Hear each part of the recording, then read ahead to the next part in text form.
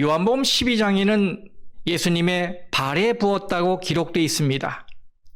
아마도 이것은 이 여인이 먼저는 예수님의 머리에 붓고 그 다음에 발에 부었기 때문에 그런 것이 아닌가 생각이 됩니다. 그리고 이 사건을 조금 더 길게 묘사하고 있는 누가복음에 의하면 이 여인은 울면서 눈물로 예수님의 발을 적시고 자신의 머리털로 예수님의 발을 정성껏 닦고 그 발에 입을 맞추었다고 기록하고 있습니다. 여러분, 향유 한 병을 쏟아부었으니 그 냄새가 진동하지 않았겠습니까? 아주 적은 양의 향수를 스프레이로 뿌려도 냄새가 아주 강하고 또 오래 가는데, 이건 향수가 아니라 향기나는 원액의 기름을 한두 방울도 아니고 한 병째 부었으니 그 향기가 얼마나 강해서 아마 그 방 안에 있는 그 누구가 그것을 눈치채지 못했겠습니까? 이 여인의 신원에 대해서 요한복음 12장은 죽었다가 부활한 나사로의 여동생, 그리고 마르다의 자매인 마리아라고 소개하고 있습니다.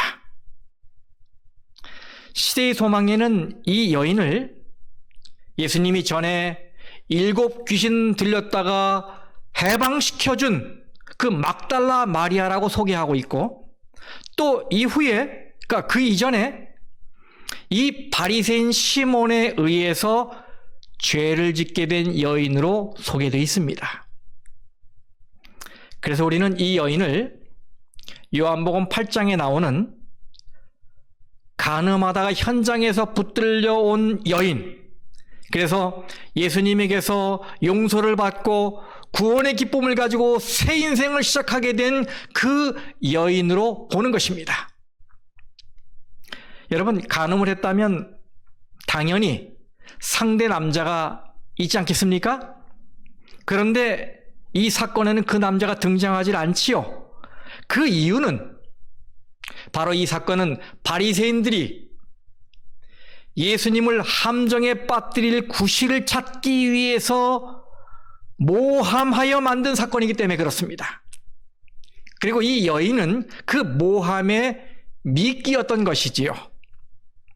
그리고 이 사건에 이 바리새인 시몬이 연루되었던 것이 아닌가 생각되는 것입니다.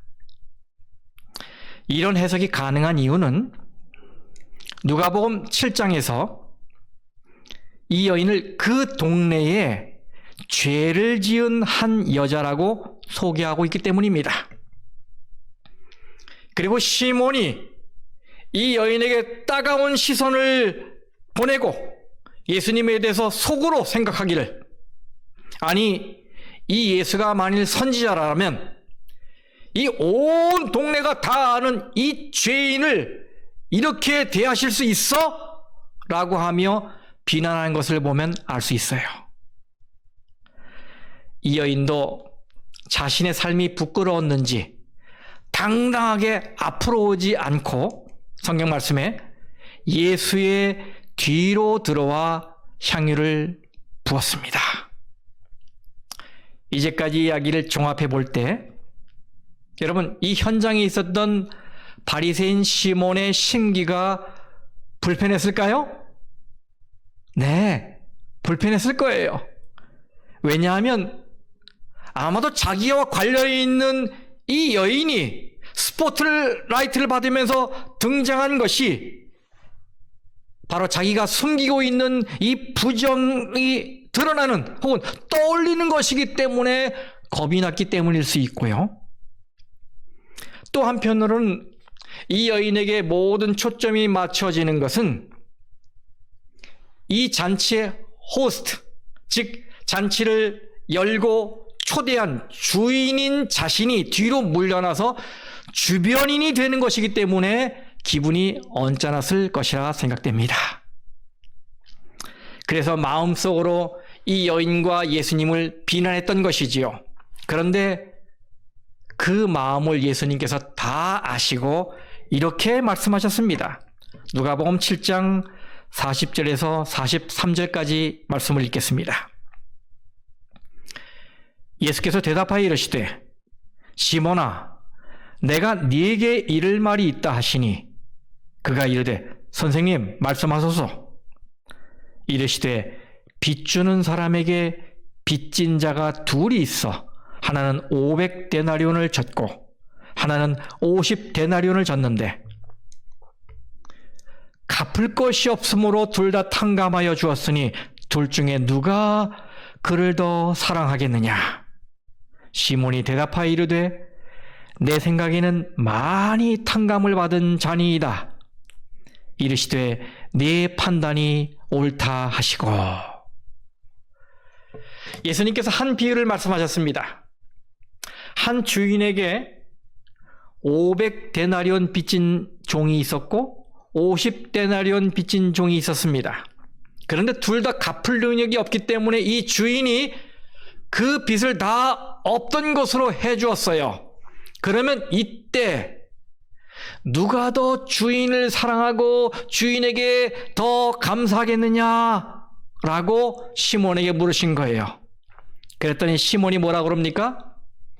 많이 탕감받은 자가 주인을 더 사랑하게 되겠지요? 라고 대답한 거예요.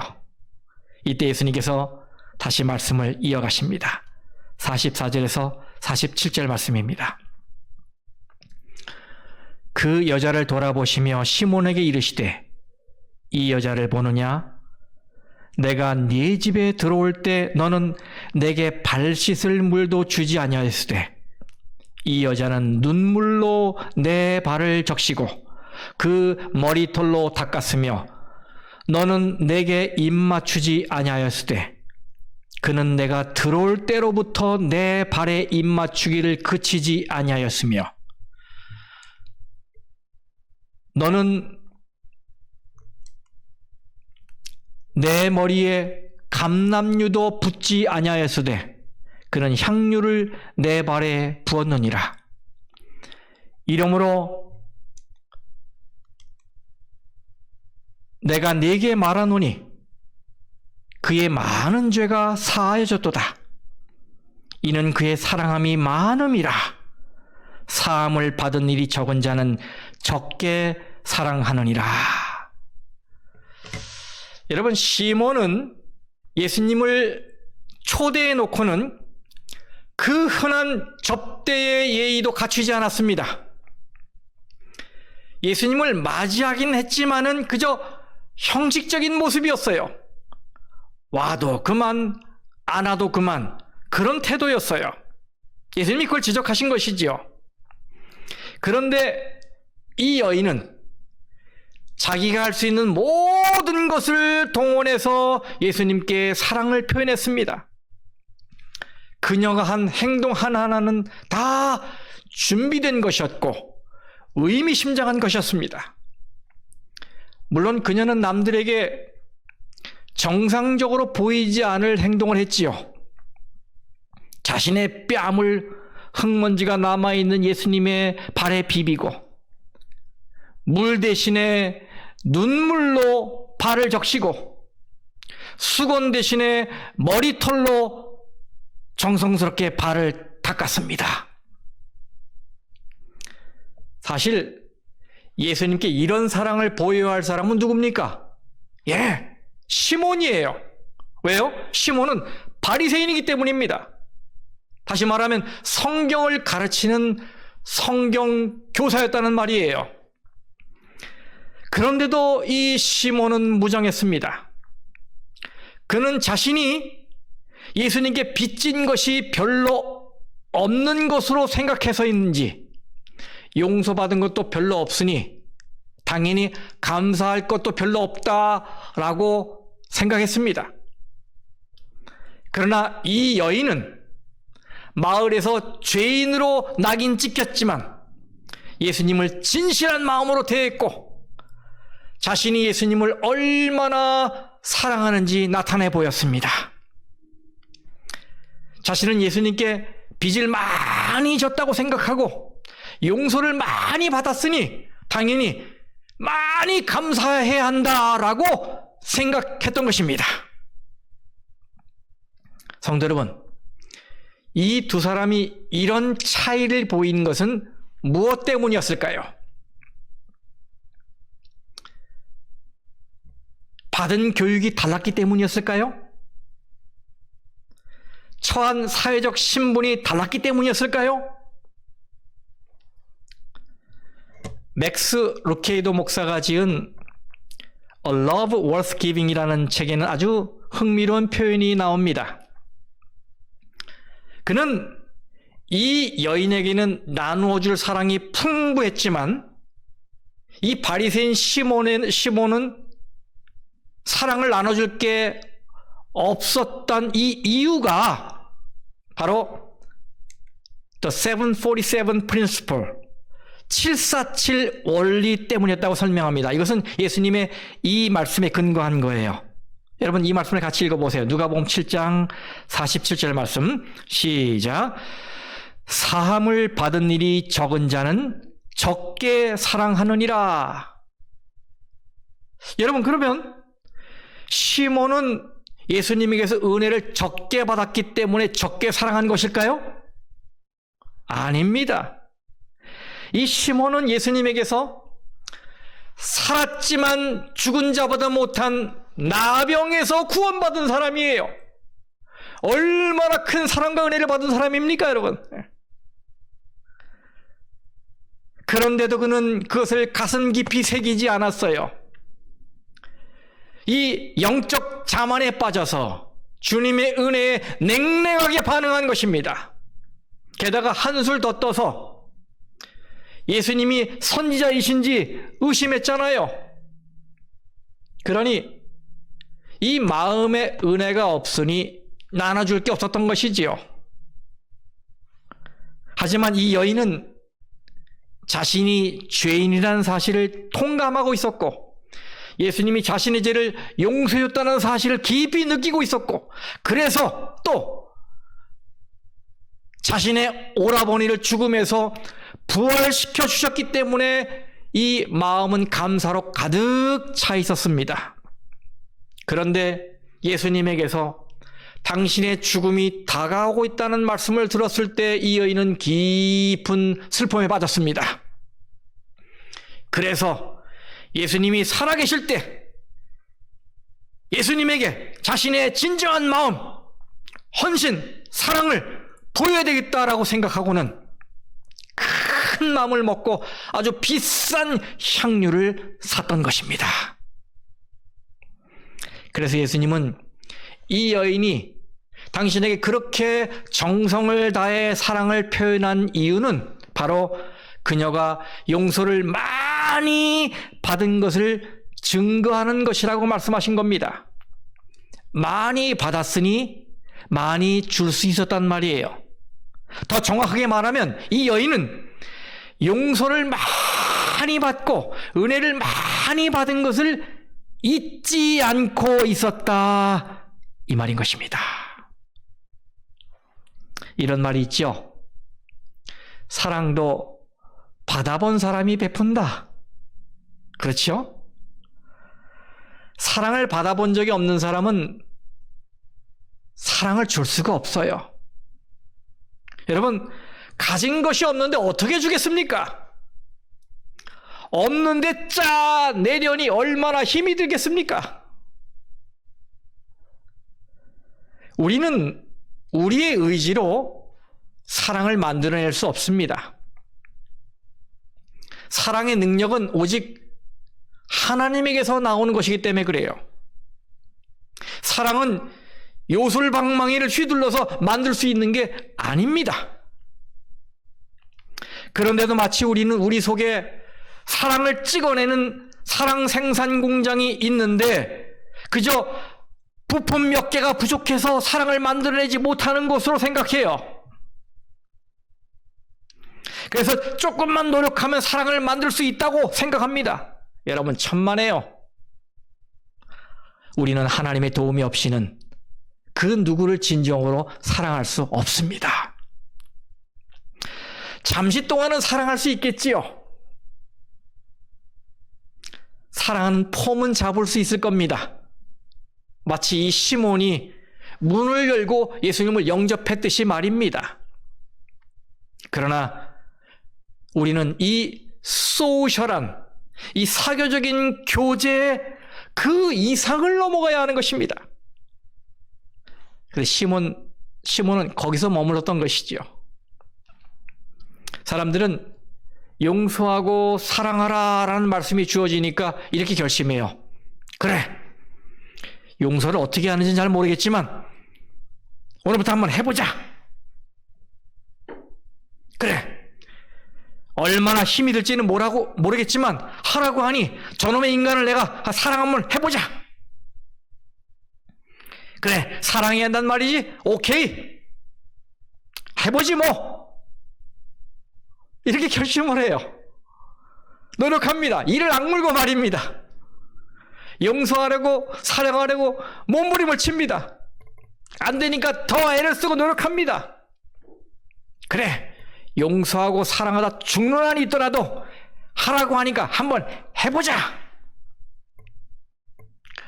성도 여러분, 이런 결심에 어떤 중요한 한 가지가 빠졌다는 생각이 안 드십니까? 네, 그렇습니다.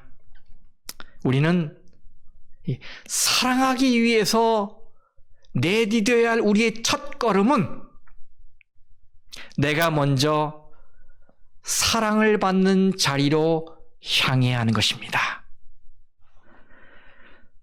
사랑을 위해 내가 먼저 해야 하는 일은 다른 사람을 사랑하기 위해 소매를 걷어붙이고 일어나야 하는 것이 아니라 내가 먼저 하나님의 사랑을 받는 자리로 나아가야 하는 것이다, 이 말입니다. 왜 그래야 하는지 보시겠습니다. 예레미야 17장 9절 말씀에 만물보다 거짓되고 심히 부패한 것은 마음이라 라고 말씀하셨어요. 여러분 잘 보세요. 만물보다 거짓되고 심히 부패한 게 뭐라고요? 배설물이라고요? 시체라고요? 시궁창이라고요? 아닙니다. 그거보다 더 거짓되고 부패한 건 정말 대답하기 싫지만 정답은 우리의 마음이라고 말씀하고 있어요. 정말로 이 세상에서 이것처럼 거짓되고 부패한 게 있을까요? 우리 마음. 우리가 속마음과는 다른 모습, 다른 표정을 지으며 살아가기 때문에 보이지 않는 것 뿐이지요. 우리는 속으로 끊임없이 계산하고 무게를 재고 감추고 자기 합리화를 하며 살아가고 있잖아요. 만물보다 거짓되고 심히 부패한 것은 마음이라. 여러분, 그래서 이 천성적으로는 죽어가는 결혼 생활을 다시 살릴 수 있는 사랑이 우리 속에 없습니다.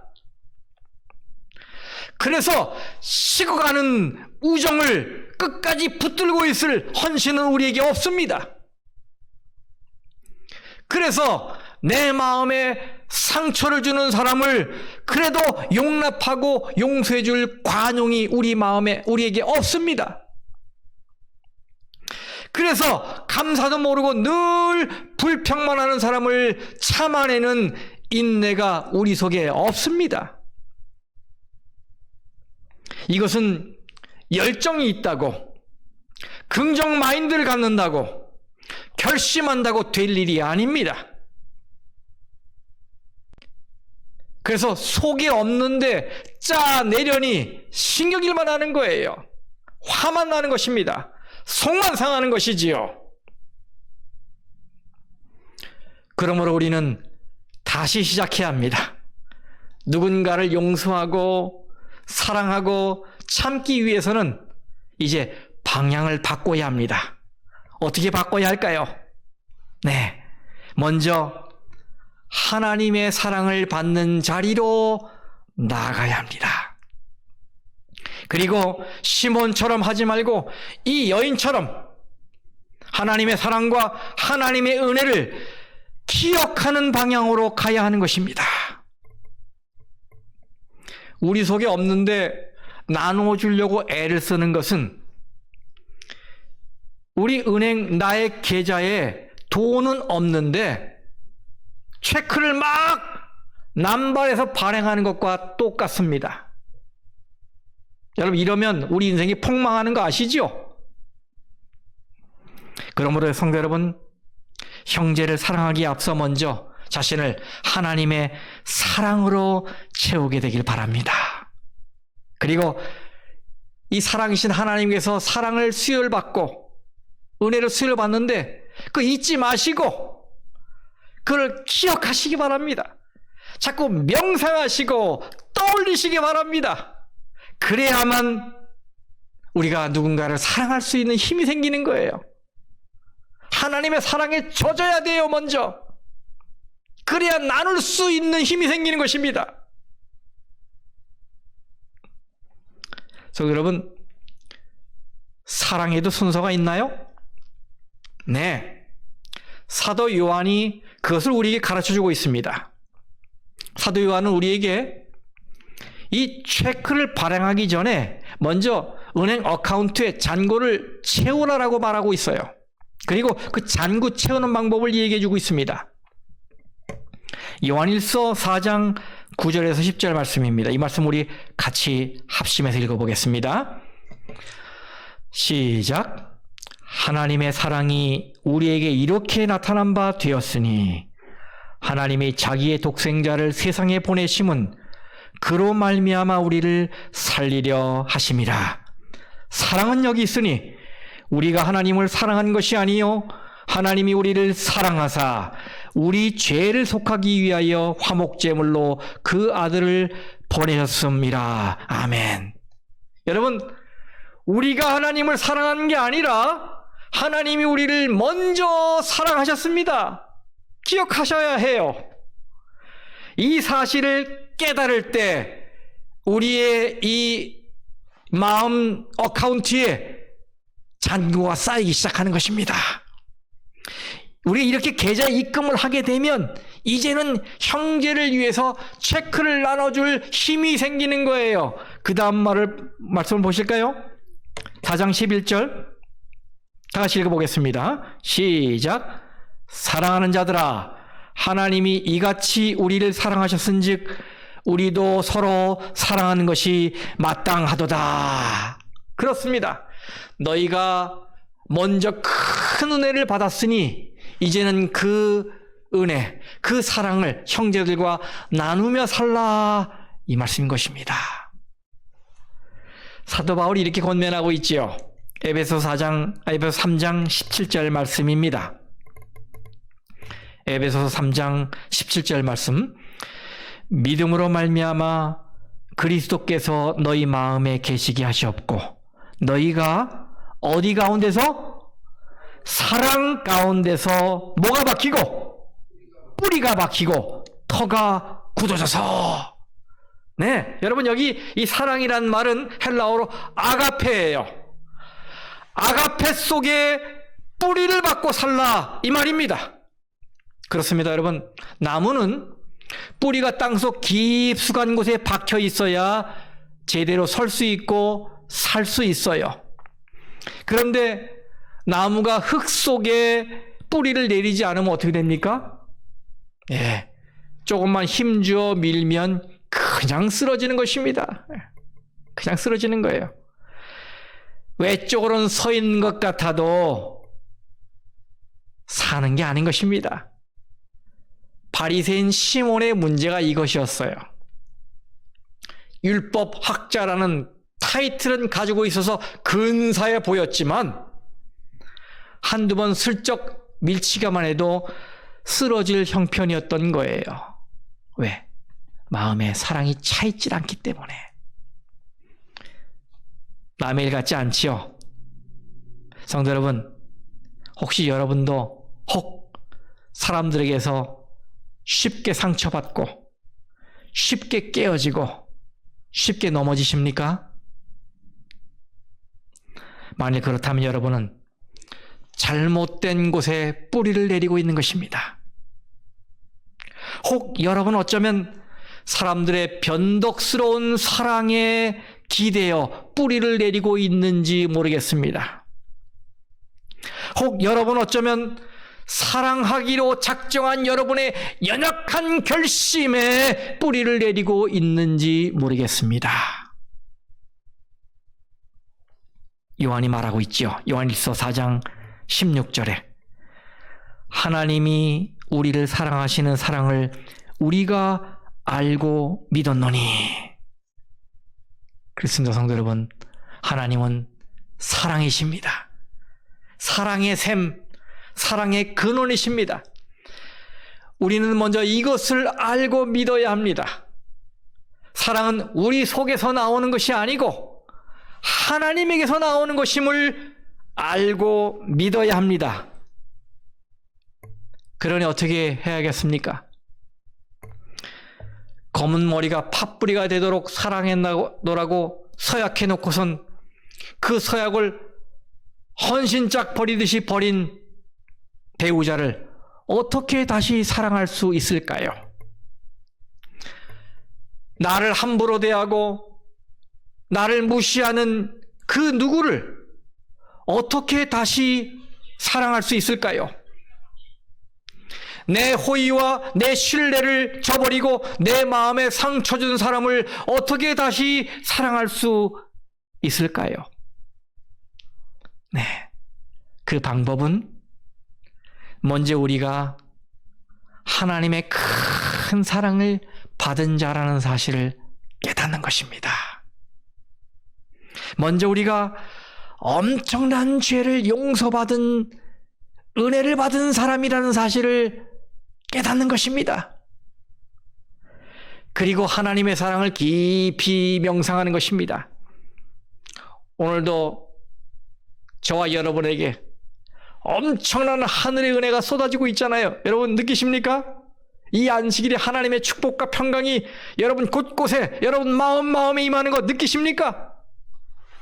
알고 믿어야 돼요. 이렇게 우리가 우리의 마음에 이걸 깨닫고 하나님의 사랑을 채우게 되면 이제 베풀 것이 있게 되는 것입니다. 성도 여러분, 저는 앞으로 사랑장으로 알려진 고린도전서 13장 이 사랑에 대해서 설교를 하려고 합니다. 특별히 2020년 올 한 해 우리 교회 표어가 하나님을 사랑하고 형제를 사랑하자이지요. 그래서 사랑에 특별히 초점을 맞춰서 말씀을 드리려고 준비하고 있습니다. 특별히 이 사랑장에는 이 4절부터 8절까지 말씀이 이 사랑장의 핵심인데요. 그 말씀을 좀 먼저 제가 읽어보겠습니다. 고린도전서 13장 4절에서 8절 말씀. 사랑은 오래 참고 사랑은 온유하며 시기하지 아니하며 사랑은 자랑하지 아니하며 교만하지 아니하며 무례히 행하지 아니하며 자기의 유익을 구하지 아니하며 성내지 아니하며 악한 것을 생각하지 아니하며 불의를 기뻐하지 아니하며 진리와 함께 기뻐하고 모든 것을 참으며 모든 것을 믿으며 모든 것을 바라며 모든 것을 견디느니라. 사랑은 언제까지나 떨어지지 아니하되 예언도 패하고 방언도 그치고 지식도 패하리라. 여러분, 저는 이번에는 여기 나오는 사랑이라는 이 단어 대신에 저의 이름을 넣어서 한번 읽어보겠습니다. 여러분 어떻게 들리실지 한번 보겠습니다. 네. 자, 들어보십시오. 춘수는 오래 참고 춘수는 온유하며 시기하지 아니하며 춘수는 자랑하지 아니하며 교만하지 아니하며 무례히 행하지 아니하며. 아이고, 여기까지 했는데 저의 얼굴이 화끈거려서 더 이상 읽을 수가 없네요. 왜냐하면 다 거짓말이기 때문입니다.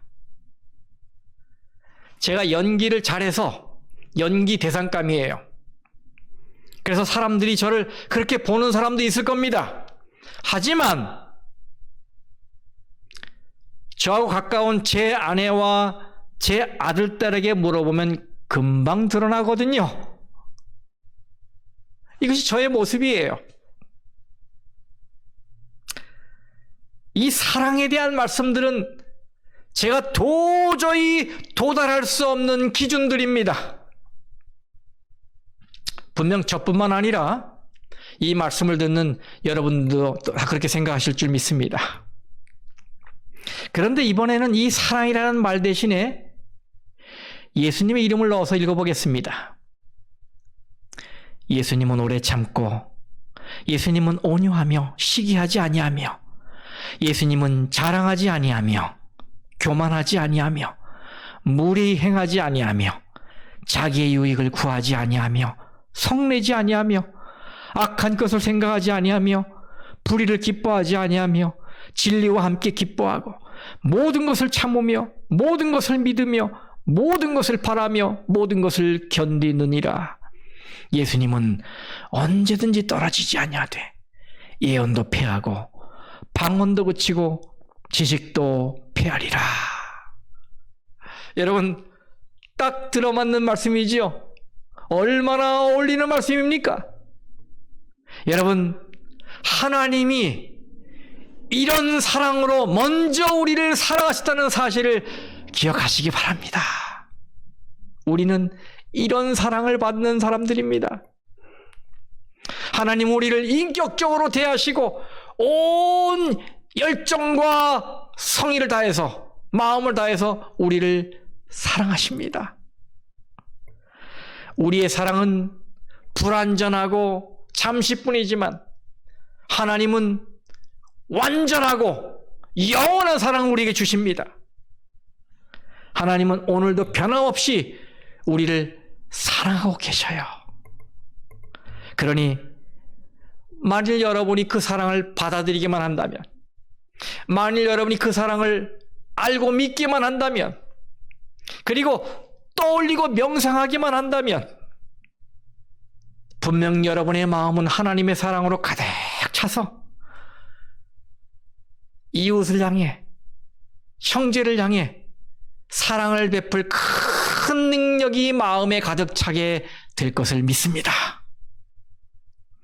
그러므로 여러분이 만일 그 누구누구를 사랑할 수 없는 아주 특별한 이유가 있다고 생각하고 계시다면 하나님께서 여러분을 먼저 사랑하셨음을 기억하시기 바랍니다.